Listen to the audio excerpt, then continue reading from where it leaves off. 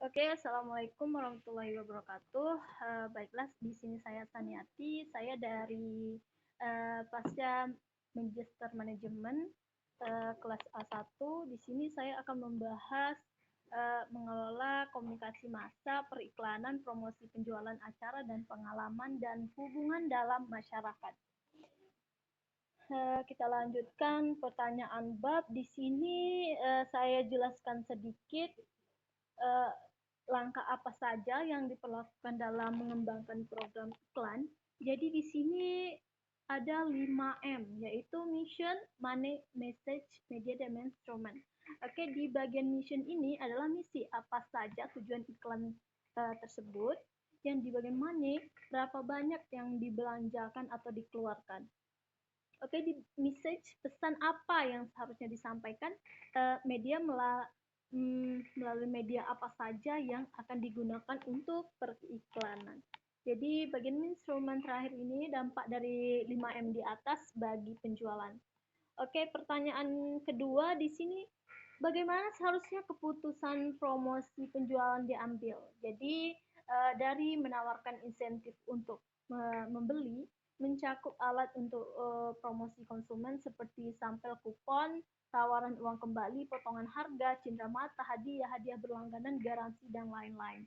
Oke, di bagian dengan menetapkan tujuan utama, yaitu diperoleh dari tujuan promosi yang lebih luas, dan dari tujuan ini pemasaran yang lebih mendasar yang dikembangkan untuk produksi tersebut.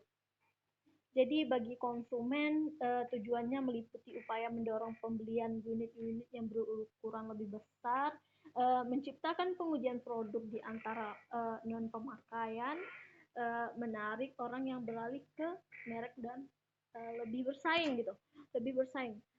Jadi kalau di periklanan ini lebih bersaing, apakah periklanan lebih menarik agar pelanggan membeli atau tidak. Jadi tergantung pesaing kita lebih berkualitas atau tidak periklanan kita ini. Oke, jadi memilih alat promosi konsumen dengan memperhitungkan jenis pasar, tujuan promosi penjualan, kondisi pesaing, dan efektivitas masing-masing alat. Oke, memilih alat promosi perdagangan nih. Produsen menggunakan sejumlah alat promosi perdagangan seperti potongan harga, tunjangan dana, dan barang-barang gratis. Oke, di memilih alat promosi bisnis ini dan promosi tenaga penjualan seperti pameran dagang, dan konvensi, kontes penjualan iklan khusus, dan lain-lain. Jadi mengembangkan program dengan menggabungkan beberapa media ke dalam satu konsep kampanye total. Oke, di sini ada pra pengujian. Jadi di pra pengujian, implementasi dan pengendalian dan evaluasi program untuk menentukan apakah alat tersebut tepat, apakah besarnya insentif tersebut optimal, dan apakah metode penyajian tersebut efisien atau tidak. Oke, di pertanyaan ketiga, apa panduan untuk acara dan pengalaman pembangunan merek yang efektif? Jadi di sini mencakup dari memilih peluang untuk acara khusus, merancang program pensponsoran, mengukur kegiatan pensponsoran, mengidentifikasi pasar sasaran khusus atau gaya hidup, meningkatkan kesadaran nama perusahaan produk, menciptakan atau mengukuhkan persepsi konsumen tentang asosiasi citra merek. Meningkatkan efisien citra perusahaan, mengungkapkan komitmen pada komunitas atau pada isu sosial, menghibur klien utama atau mengimbali karyawan kunci, memungkinkan peluang perdagangan promosi, dan lain-lain. Jadi pertanyaan yang keempat, bagaimana perusahaan dapat mengeksploitasi konten dan publisitas? Oke, jadi di sini melalui alat-alat utama dalam humas pemasaran seperti terbitan acara-acara pemberian dana sponsor, berita, ceramah, kegiatan layanan masyarakat, dan media identitas. Jadi menetapkan tujuan pemasaran di mana marketing public relation ini membangun kesadaran dengan menetapkan berita di media untuk menarik perhatian orang pada suatu produk. Jadi jasa orang, organisasi atau gagasan. Memilih pesan dan saran. Jadi di sini dengan manajer-manajer MVR mengidentifikasi atau mengembangkan cerita-cerita yang menarik untuk disampaikan tentang suatu produk tersebut. Jadi melaksanakan rencana dan mengevaluasi hasilnya. 3 pengukuran efektivitas MVR yang umum digunakan adalah jumlah paparan, perubahan kesadaran, pemahaman, sikap, dan sumbangan terhadap penjualan dan laba. Oke,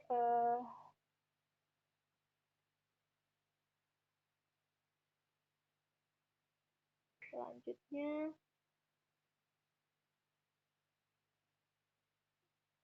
Selanjutnya, Geso sangat bergantung pada iklan TV.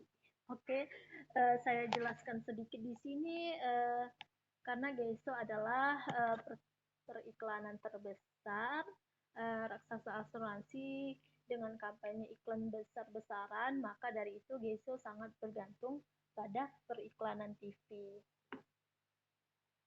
Tuh, jadi selanjutnya, apa itu periklanan? Jadi, apa itu periklanan di sini yaitu segala bentuk presentasi non-personal barang atau jasa yang dibayar oleh sponsor tertentu. Jadi, pada umumnya periklanan adalah berbayar dan dilakukan oleh pengiklanan atau sponsor dengan melakukan pembelian ruang media milik orang lain, TV, dan media lainnya. Selanjutnya, sejarah periklanan Procter dan Gamble. Oke, di sejarah periklanan Procter dan Gamble ini pada tahun 1880, Procter dan Gamble mulai memasarkan sebuah produk baru berupa sabun yang tepat mengembang di atas air. Itu awal mulanya sejarahnya. Dalam buka usaha mengembangkan sabun yang dapat mengembang di atas air. Jadi sampailah di tahap di mana mengembangkan usahanya pada industri rekaman dan melakukan sponsorship sebagai bentuk endorsement. Jadi dari sejarah itulah mulanya ada yang namanya endorse mulai dari radio, sampailah ke tahap sekarang ke TV, ke media sosial, dan lain-lain. Oke, di sini ada gambar 5M. Di sini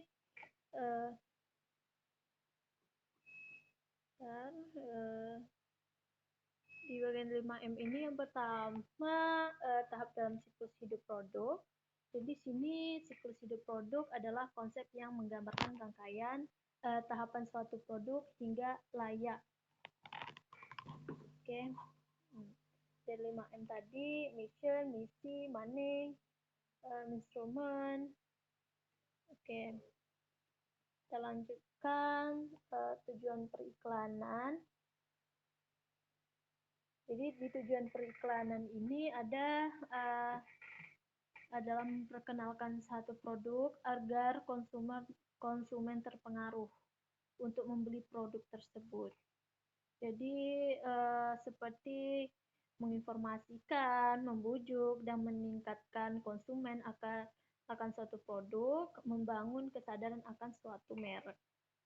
Jadi di iklan informatif di sini adalah iklan yang dimaksud untuk menciptakan kesadaran dan pengetahuan tentang produk baru atau ciri baru produk yang sudah ada.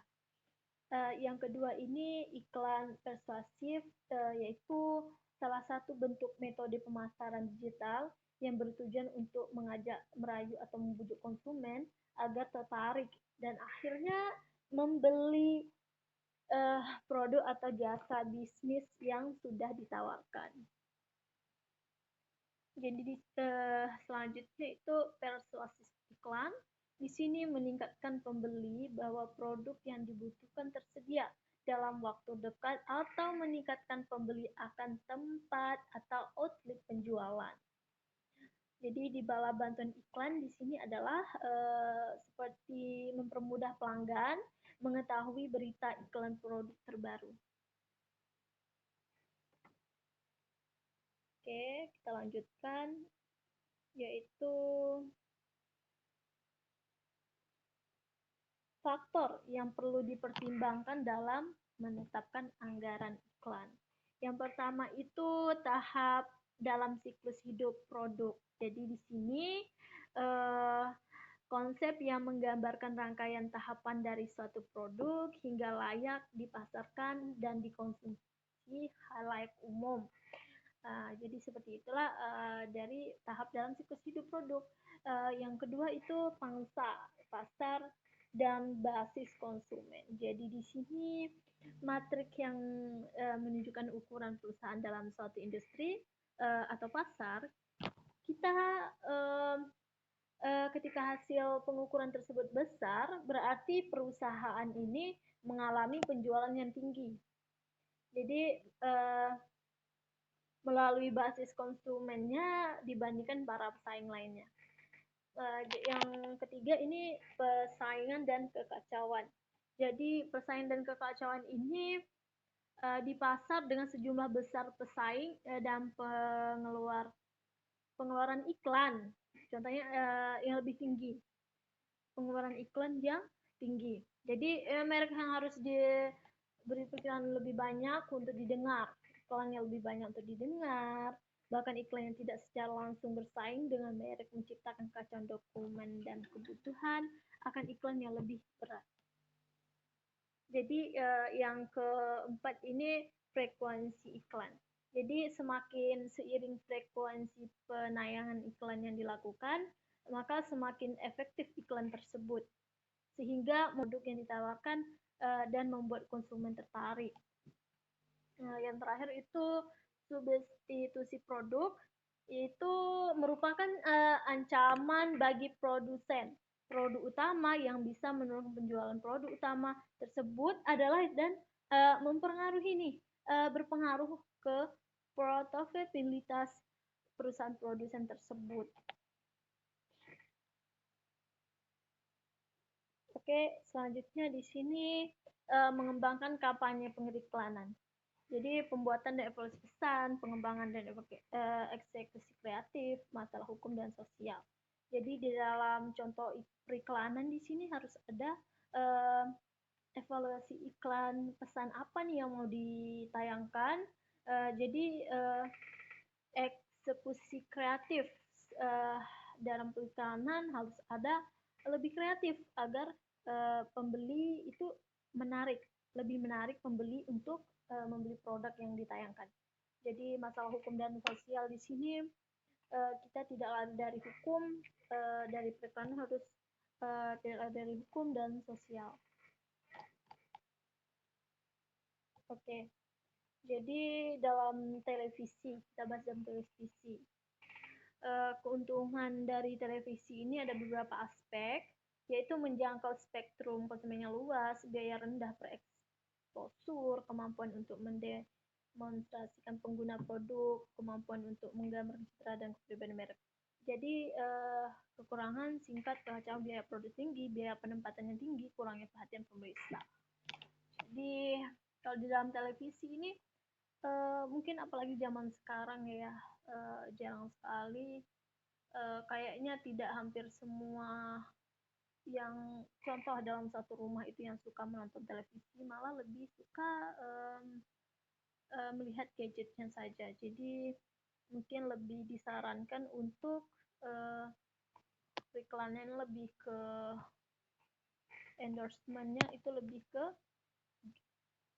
media sosial atau apalah gitu. Kalau di televisi sekarang paling entah berapa orang saja yang menonton.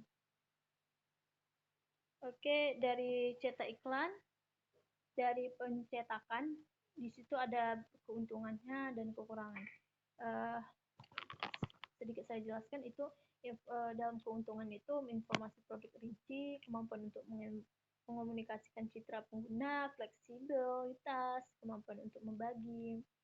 Kekurangan itu media pasif, kekacauan tidak dapat menunjukkan pengguna produk. Oke. Nah, di sini komponen iklan cetak. Di sini dicetak dari salinan. Salinan ini adalah apa yang harus disampaikan dalam iklan yang dipasarkan. Di sini gambar menggambarkan maksud dari periklanan ini apa, harus ada gambar. Jadi orang lebih tahu nih, oh berarti ini iklannya untuk penjualan. Oke. Jadi judul, can you instructions do this? Di sini adalah judulnya. Judul dari iklan yang dipasarkan. Jadi tanda tangan. Gunanya tanda tangan di sini adalah untuk mengesahkan iklan. Jadi kriteria evaluasi iklan cetak di sini apakah pesan sekilas jelas, apakah manfaatnya ada di headline, apakah ilustrasi mendukung judul, apakah baris pertama salinan mendukung atau menjelaskan judul dan ilustrasi, apakah iklan mudah dibaca dan diikuti, apakah produk mudah diidentifikasi, apakah merek atau sponsor diidentifikasi dengan jelas. Tuh. Ini yang harus diperhatikan dalam kriteria evaluasi iklan cetak. Jadi lanjut di sini pemilihan media. Jadi di sini mencapai frekuensi dapat paparan. Jadi ini gambarannya. Gambaran dalam pemilihan media. Televisi. Televisi apa yang akan dipasarkan, yang akan ditayangkan. Oke, ini gambaran hubungan antara percobaan kesadaran dan fungsi exposure. Awareness, reach. Oke, inilah. Lanjut, jangkauan frekuensi GRP. Jadi di sini ada gambarannya yaitu GRPS, reach, frekuensi ini ukuran-ukurannya, berapa aja frekuensi dan jangkauan yang akan dipasarkan, disarankan. Jadi di sini memilih di antara jenis media utama. Jadi pertama target audiens dan kebiasaan media, karakteristik produk, keterbatasan biaya atau biaya. Jadi di dalam media utama ini target kita kemana? Target kita ke audiens dan kebiasaan media itu seperti apa? Karakteristik produk itu seperti apa? Karakteristik pesan dan biaya pengeluaran kita yang akan menayangkan. Oke, jenis media utama yang dipakai untuk periklanan ini biasanya koran, televisi, surat langsung, radio, majalah di luar ruangan, halaman kuning, buletin kayak brosur, telepon, internet. Ini adalah jenis media utama yang dibutuhkan dalam memasarkan periklanan.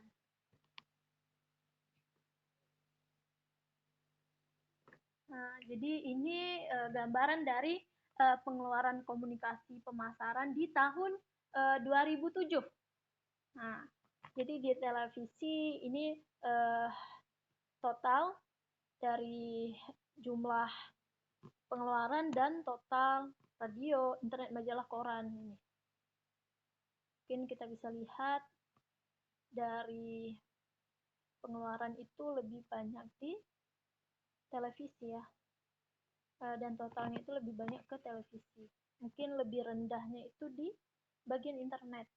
Ya, 16,7 dan dari total 8.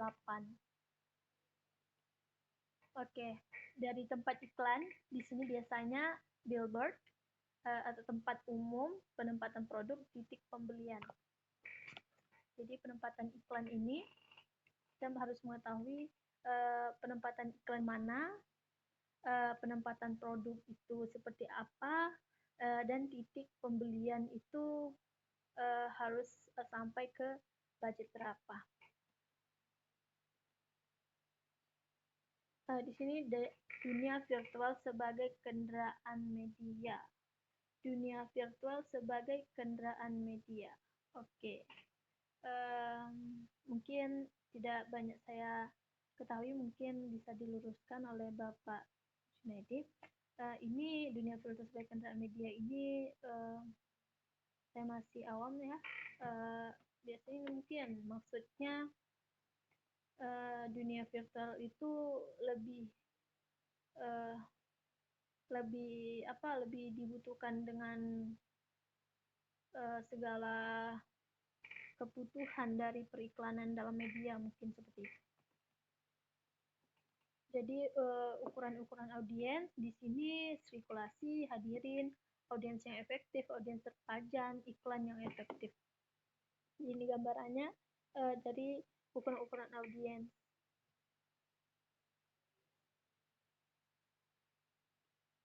Di sini gambar klasifikasi pola waktu iklan. Di sini concentrated, continuous, intermission.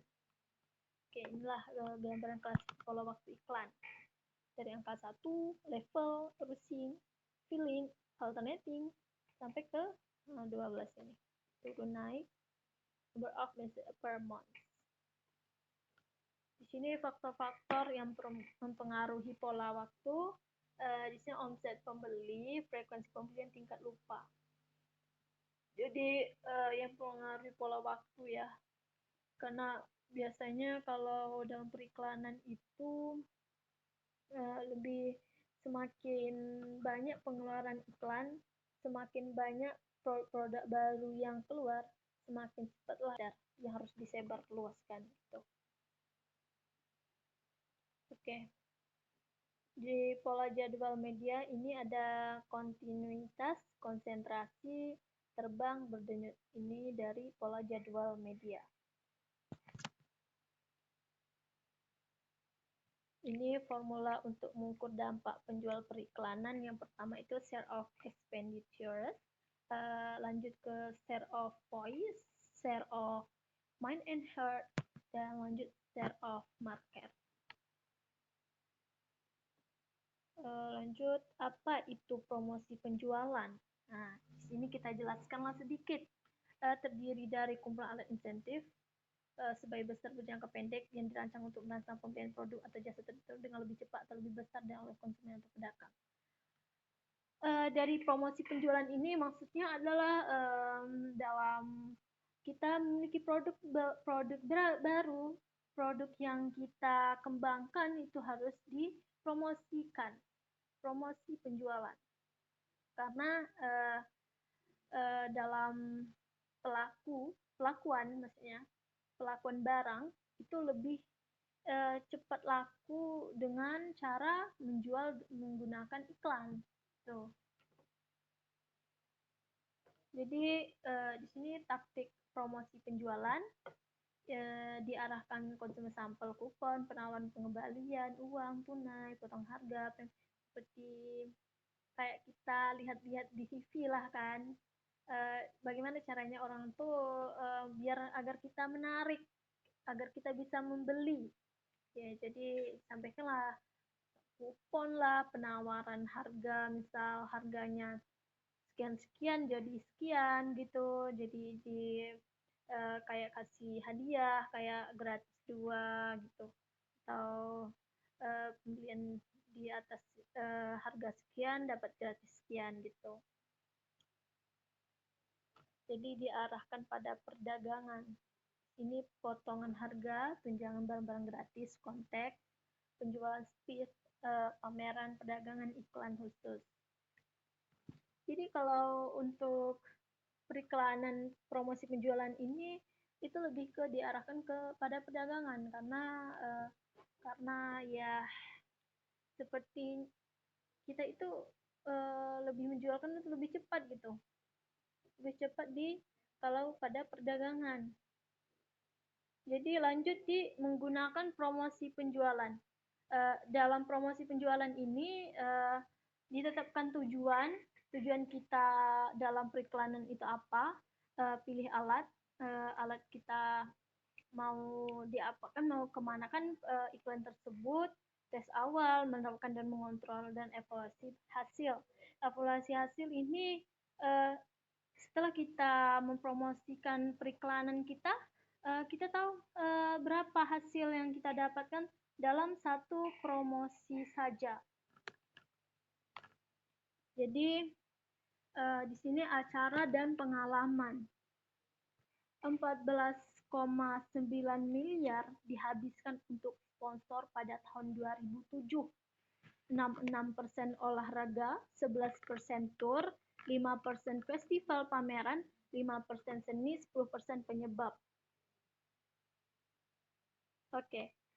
Mengapa mensponsori acara? Untuk mengidentifikasi dengan target pasar atau gaya hidup tertentu, untuk meningkatkan kesadaran merek, untuk menciptakan atau memperkuat persepsi konsumen tentang asosiasi citra merek utama, untuk meningkatkan citra perusahaan, untuk menciptakan pengalaman dan membangkitkan perasaan, untuk mengungkapkan komitmen kepada masyarakat, untuk menghibur klien utama atau memberi penghargaan kepada karyawan, untuk mengizinkan peluang canvassing atau promosi.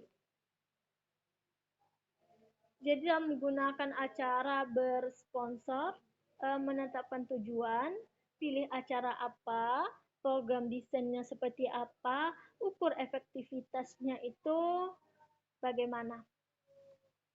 Jadi acara ideal, di sini pemirsa sangat cocok dengan target pasar, acara menarik perhatian media, acaranya unik. Dengan sedikit sponsor, acara tambahan, acara meningkatkan citra merek sponsor. Oke, kita lanjutkan. Di sini adalah manajemen pengalaman pelanggan, penyedia pengalaman. Jadi di sini salah satunya yaitu komunikasi, identitas, kehadiran produk, SEO, branding, lingkungan internet, media elektronik rakyat.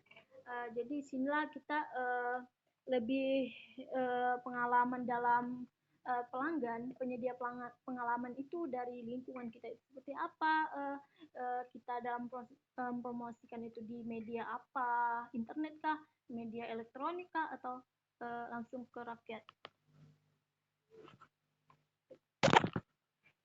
Oke, lanjut langkah-langkah dalam kerangka CEM. Di sini analisis dunia pengalaman pelanggan, bangun platform, rancang pengalaman merek, struktur antarmuka pelanggan, terlibat dalam inovasi berkelanjutan. Oke, lanjut tugas dibantu humas. Di sini meluncurkan produk baru, memposisikan ulang produk yang matang, membangun minat dalam kategori produk, mempengaruhi kelompok sasaran tertentu, mempertahankan produk yang mengalami masalah publik. Jadi yang terakhir di sini membangun citra perusahaan dengan cara yang mencerminkan produk yang disukai. Dari fungsi humas di sini hubungan pers, publisitas produk, komunikasi perusahaan, lobby, penyuluhan, seperti itu. Dalam sini alat utama dalam PR, pemasaran. Di sini publikasi, acara, sponsor, berita, pidato, kegiatan pelayanan publik, media identitas. Jadi itulah alat utama dalam PR pemasaran.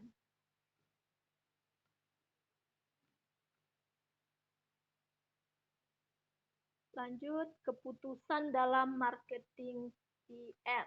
Tetapkan tujuan, pilih pesan, pilih kendaraan, melaksanakan itu kemana, evaluasi hasil. Debat pemasaran. Oke. Haruskah pemasaran menguji iklan? Di sini ambil posisi pra pengujian iklan adalah pemborosan yang tidak perlu dari dolar pemasaran, atau pra pengujian iklan memberikan fungsi diagnostik bagi pemasar untuk kemungkinan keberhasilan kampanye iklan. Lanjut, diskusi pemasaran. Nah, diskusi pemasaran ini dalam periklanan itu harus ada diskusi dulu. Apa TV favorit? Apa TV favorit yang biasanya orang menonton nih? Biasanya orang lebih menonton ke siaran apa? Jadi periklanannya itu lebih periklanan itu lebih menjunjung tinggi uh, tinggi pelakuannya, platform penggratis seberapa efektif pesan dan strategi kreatif. Jadi di sini seberapa efektif pesan dan strategi kreatif. Jadi sebelum pemasaran iklan ini biasanya kita harus tahu strateginya dahulu seperti efektif pesan itu seperti apa dan strategi kreatif kita dalam periklanan itu seperti apa. Jadi terakhir bagaimana mereka membangun ekuitas merek. Nah, biasanya dalam setiap periklanan itu ada ekuitas merek, lebih kualitasnya itu iklannya itu berkualitas atau tidak, bisa bersaing secara bermerek atau tidak seperti itu. Oke, cuman itu saja yang bisa saya sampaikan terkait masalah mengelola komunikasi massa, periklanan promosi penjualan, acara dan pengalaman dan hubungan masyarakat. Oke, terima kasih Bapak dosen Bapak Nyudedi. Jika ada kesalahan saya mohon maaf. Saya akhiri. Saya ucapkan terima kasih dan saya akhiri. Wassalamualaikum warahmatullahi wabarakatuh.